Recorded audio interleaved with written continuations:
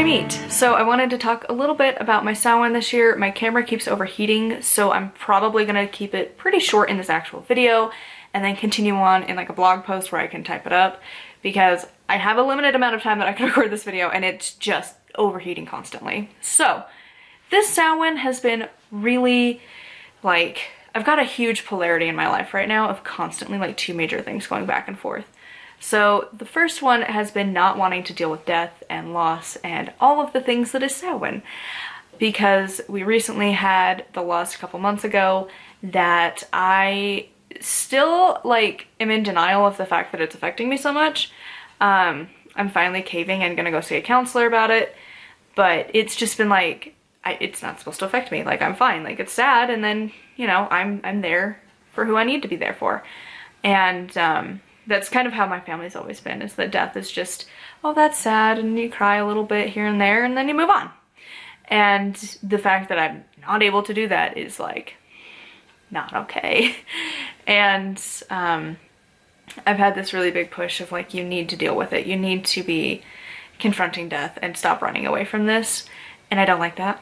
And so kind of the way of like confronting it, not only with the actual physical death that happened and everything that transpired, but also just like the concept of death, because I've realized I have definitely been like ridiculously obsessed with everything. Just like every action and every step that I'm doing is just fueled by like this growing fear of like, but what happens when I die? Am I gonna have everything set up for everyone that I love and I care about? And like, what happens if they die? Like, what am I gonna do? And just absolute chaos to where like I can't even think straight. And so because of all of that, all surrounding death, my deity, my lovely patron god, is just like, remember how I told you to do the thing and you didn't do the thing? You're gonna do the thing now, aren't you? So it's just rude. But I'm going through the Avalon Wheel of the Year by Kathy Jones, the book Priestess of Avalon, Priestess of the Goddess, and actually doing all of the wheel.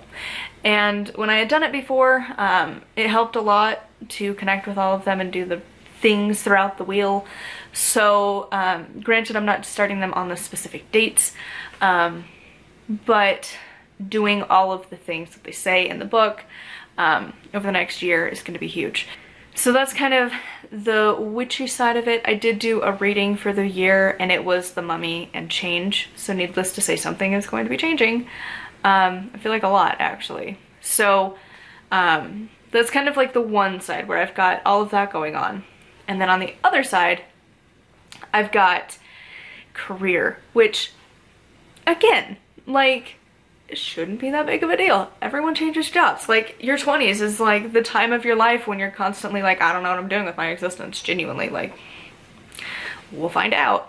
And like changing jobs regularly in like your early 20s, pretty common, pretty normal. And I've just like, I've hit this point of going, I don't know. And I've had to learn to trust my intuition, which is very similar to just being indecisive and anxiety driven. So that's really fun trying to figure that one out, because it's just like, but what even? So I've been doing that, and I finally, like, I listened to what Thor was telling me to do, and he was like, you know, like, you need to have the confrontation that you don't want to have. You need to speak your words. And so finally, after I listened to my intuition that was telling me for some reason not to take this new job, I confronted my boss and I was like, hey, you know, like, here's my issues. Only to be told that, very summarized, I don't matter. And that in like the work I do doesn't matter. And the fact that that was the answer solidified changing jobs. And made me realize that, like, I have to stand up for myself. If I'm going to be a small fish in a big pond, it's gonna be a nice pond.